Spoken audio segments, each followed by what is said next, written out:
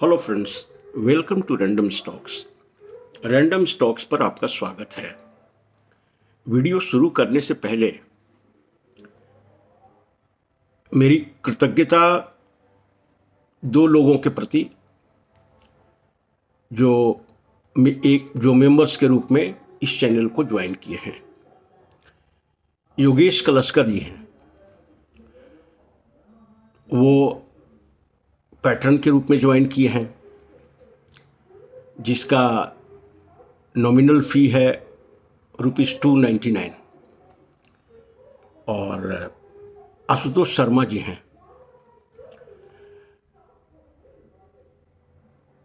ये एक family member के रूप में ज्वाइन किए हैं, जिसका नॉमिनल फ़ी है ₹159।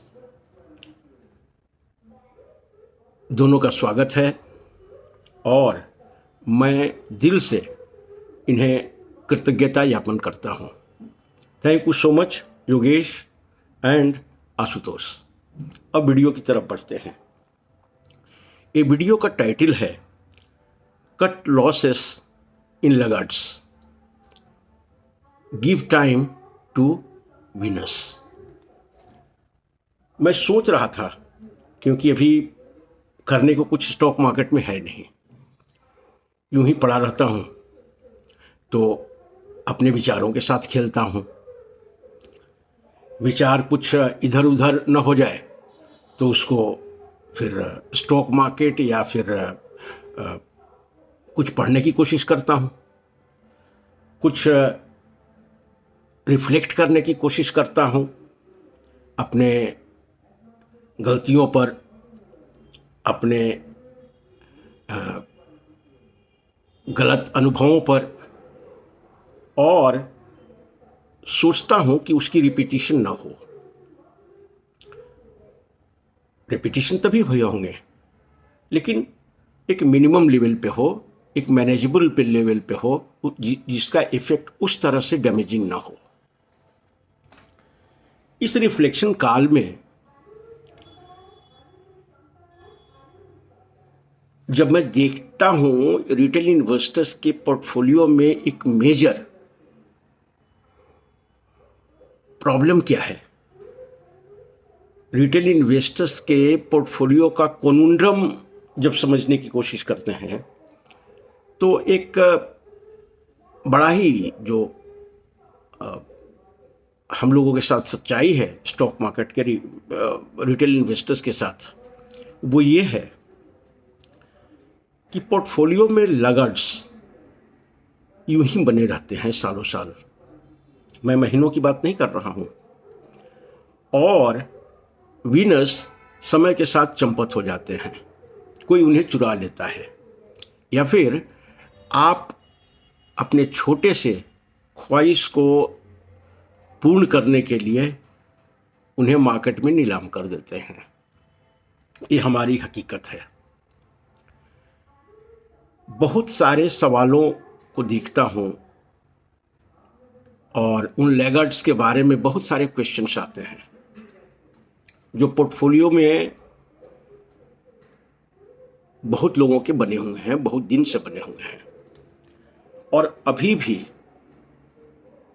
उनका क्वेश्चन आता है कि क्या इस स्टॉक में एवरेज का समय है। देखिए, निद्रा, स्लीप, दो तरह का होता है। एक स्वान निद्रा, डॉग स्लीप, और दूसरा कुंभकर्ण वाली निद्रा, जिसका काल बहुत लंबा होता है। तो जब भी हमारे पोर्टफोलियो में कुछ विनिंग स्टॉक्स आते हैं जो पॉजिटिव होते हैं, तो बिल्कुल हम चौकन्ने हो जाते हैं। डॉग्स जैसे स्लीप से बाहर तुरंत चौकन्ना होकर के उठ जाता है और अलर्ट मोड में आ जाते हैं, कब प्रॉफिट बुक करना है। जबकि जो लैगार्ड्स हैं उसके साथ कुंभकर्ण की मुद्रा में सोए रहते हैं।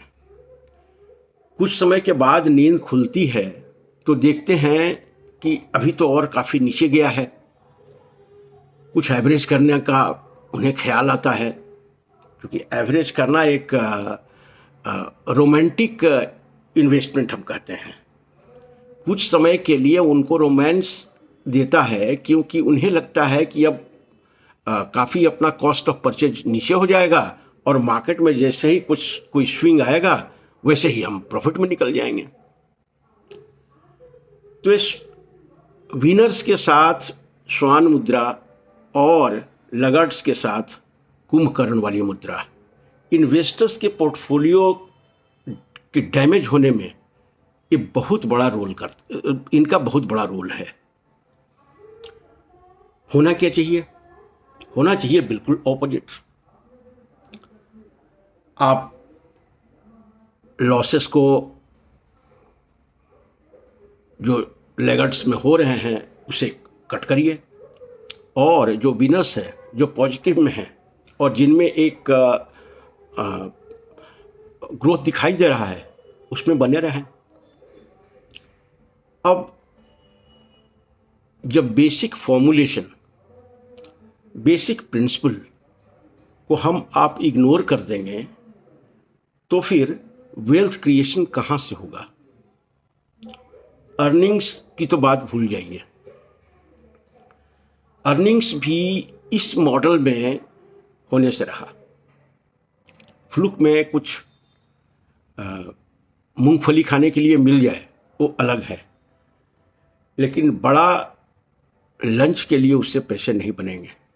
5 स्टार में लंच उन पैसों से तो नहीं हो सकता है। करना क्या है? पोर्टफोलियो मैनेजमेंट का ये ऐसा सूत्र है जिससे हम लोग हर समय जिसको टैकल कर रहे हैं, हर समय जिसके हम शिकार रहे हैं, लेकिन तो भी कहीं ना कहीं से इमोशनल बॉन्डेज में हैं उन स्टॉक्स के साथ, और लेगर्ड्स के साथ एक लंबे समय तक बने रहते हैं। हमें याद आता है राजेश, एक्सपोर्ट्स को लेकर के बहुत सारे लोग बहुत सारे क्वेश्चन करते हैं, जबकि ये हर समय आपको निराश किया है, तो भी न जाने क्यों रिटेल इन्वेस्टर्स इस स्टॉक से शादी कर बैठा है, और उनको डिवोर्स देना बड़ा पेनफुल लग रहा है उनको। अब स्टॉक मार्केट कोई इमोशंस का प्लेग्राउंड नहीं है। यहां तो रेशनल और जजमेंट का ही बोलबाला है। तो विपरीत परिस्थितियों में जो प्रिंसिपल्स है, जो सिद्धांत है, उसके विपरीत में जाकर के कुछ करने की कोशिश करेंगे तो निराशा हाथ ही लगेगी, और पैसे तो बनने से रहे।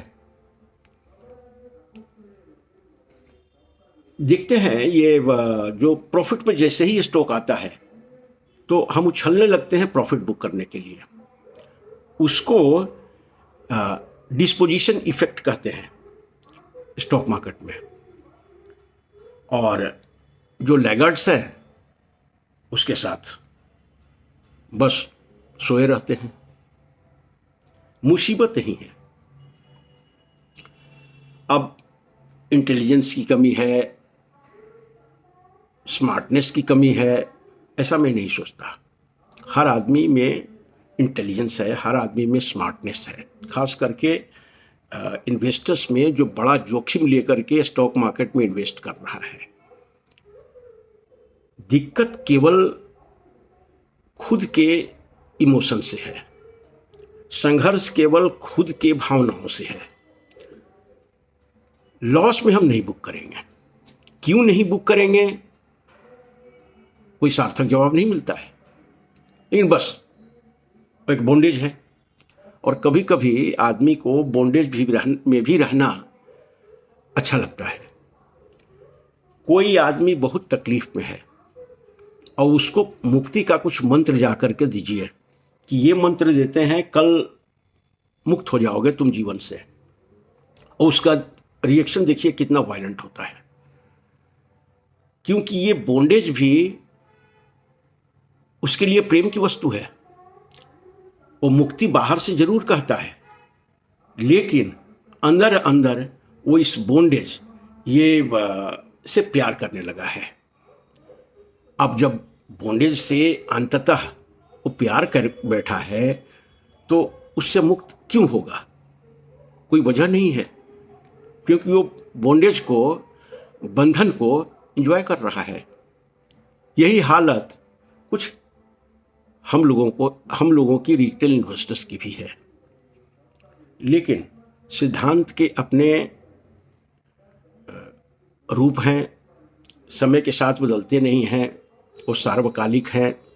और हमारे और आपके मन की चंचलता ये तो बस फ्लीटिंग है, और लेकिन हम उसमें परमानेंटली एक कैदी बने हुए हैं। तो जब तक इस कैद से खुद को लिबरेट नहीं करेंगे, तब तक पोर्टफोलियो में कुछ खास बात बनेगी नहीं। ऐसा नहीं है कि वीनस हमारे स्टॉक में नहीं रहे हैं, मल्टी बैगर्स हमारे पोर्टफोलियो में नहीं रहे हैं, ढेर सारे रहे हैं। लेकिन सवाल यह है कि उन मल्टी बैगर्स को क्या हमने मल्टी बैगर्स के जर्नी में बनाए रखा है पोर्टफोलियो में, या 10% पे एग्जिट, काम खत्म, कुछ पैसे मिल गए। तो मुश्किल ही है। अब मल्टी बैगर्स जब हर के पोर्टफोलियो में है तो कोई इसके लिए बहुत बड़ा इंटेलिजेंट माइंड नहीं चाहिए, क्योंकि आपके पास पे भी वो आइडिया था, वो स्टॉक आपने खरीद रखा था। अब खुद से सवाल करें, निराशा से काम नहीं चलेगा कि वो स्टॉक्स आज क्यों नहीं हैं आपके पास, मेरे पास, या बहुत सारे रिटेल इन्वेस्टर्स के पास थे। कब गुम हो गए पता नहीं। और कुछ ऐसे पड़े हुए हैं जिनका कोई रास्ता नहीं है, जिनका कोई मंजिल नहीं है, बस यूं ही लुढ़कते रहते हैं। उसमें क्या मिल रहा है? कुछ भी नहीं। Thank you so much for watching the video. Thank you.